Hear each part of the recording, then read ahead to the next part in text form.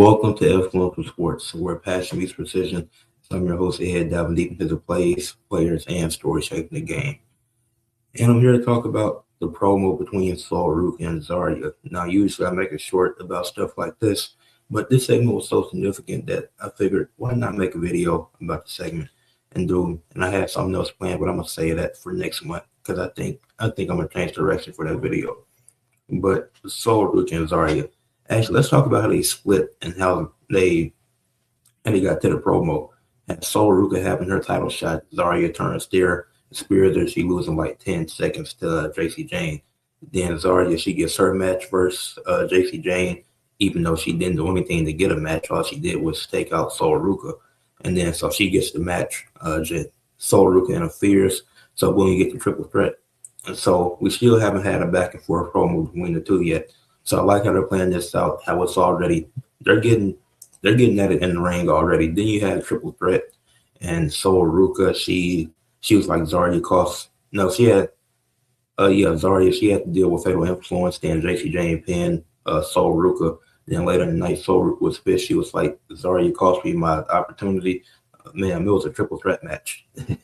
You only cost yourself. The fatal influence at the numbers game, and both of y'all lost.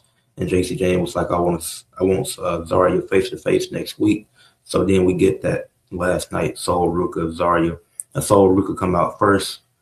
She started. I thought the promo was a bit shaky at first, but it ended up coming by the end of it. All of it came together, and I was like, okay, everything Ruca is saying makes sense. She was like, she claimed that she thought they were stronger, which I think obviously that's what the face is gonna say, thinking that they were stronger. But then when she mentioned how Zaria only wanted her moment, she did have a valid point to that because everything, like I said, everything that Ruca said in this promo was true. She mentioned how she gave up the Battle Royal spot to Zaria. She mentioned how she gave up the TNA Knockouts title opportunity. Zaria had got mad when Soul was about to get the opportunity, so Soul had to think about it. Do I continue to benefit for myself by having this opportunity, or do I just give it to Zaria even though I won and earned the shot? Do I give it to Zaria just out of necessity because she doesn't have anything? So she gives her the shot, and what did she do with it? Dropped the ball and lost. And then Zaria got mad at her for not being there in her side, but the Elegance brand got involved. So her and Zara Brookside even up the odds to leave it to a one-on-one match. So you're complaining. So don't forget that Zaria felt like she needed help to win that match because she was like, well, where are you at? The late team, we didn't have her part neither. Zara Brookside wasn't there for that match. Well, she was, but they didn't get involved. Zara Brookside and Ruca didn't get involved. They had to deal with the Elegance brand and fighting them off, leaving it to truly a one-on-one to where it's nobody to blame but yourself. And then let's not forget the North American title that's in this thumbnail. Ruca was hurt, and she said, she asked Ava, can Zaria defend it? Well, it was Zaria's idea, and Ruca, she was like, cool. She was cool with it. And Ava signed off like, sure, Zaria can defend for Ruca. What happened? She loses the title that she was defending for Ruca. So then that's when Zaria come out there and she talks about how how Soul only cared about her own success. She said, I hated watching you succeed, but people are trying to tell me Zaria isn't the heel. You just told the woman that was quote unquote your best friend that you hated watching her succeed. But she's supposed to be, but y'all are cheering for Zaria. Please make that make sense to me.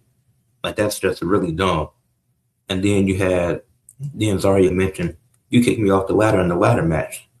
I'm like, then that's when Soul called Zaria insecure. Then Zaria said that Soul was her biggest mistake. And then that's pretty much how it ended. I'm like, everything Ruca said was true. Zaria mentioned in the ladder match is the stupidest point you could have brought up because a ladder match is every woman for themselves. Both women had the opportunity. Both women were on the ladder, and Zaria was trying to do the same thing. You're not going to share that title together. This is not the Divas era. We're not sharing titles. So, and plus, it wouldn't have worked in this time anyways. You couldn't, doing that in Divas era, that worked and it made sense, but you couldn't do that now. You couldn't share a title. We just seen Charlotte eliminate Alexa Bliss in the Royal Rumble by accident. Even though she didn't mean to, it was still every woman for herself. And they didn't even acknowledge that. It was just acknowledged that it was an accident. So you were still cool for over a year after, for nearly a year after she kicked you off the ladder. You would have did the same thing to win the North American title. Y'all are both in a match where it's every woman for themselves. So I really don't like that being the root of a split like that.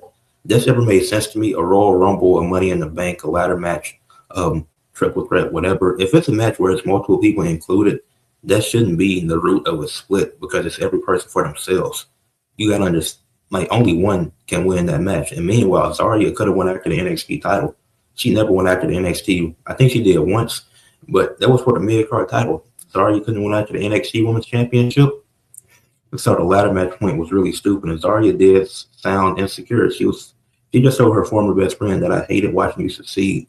They had tag team opportunities last year. They won NXT Tag Team of the Year without winning the WWE Women's Tag Team titles. So this is why I said Soul Ruca Cook, because everything that she said was true. Zaria had multiple opportunities. Yes, Soul was the double champion, but Zaria had opportunities to prove herself, and she just wasn't able to. She had the match versus Late Team Lead, wasn't able to get the win. And that was the opportunity that Soul Ruca earned, and she gave to Zaria. She gave her the Battle Royal spotlight. She wasn't able to get the job done there.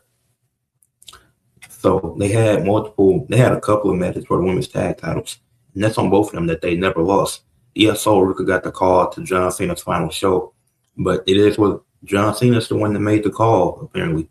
He was the one that saw with Soul Ruca, and she had the match with Bayley. That's what John Cena wanted to see on his final show. So John Cena got what he wanted. And so Zaria did sound jealous. I don't like how fans are spinning it, saying that Soul Ruca is the villain.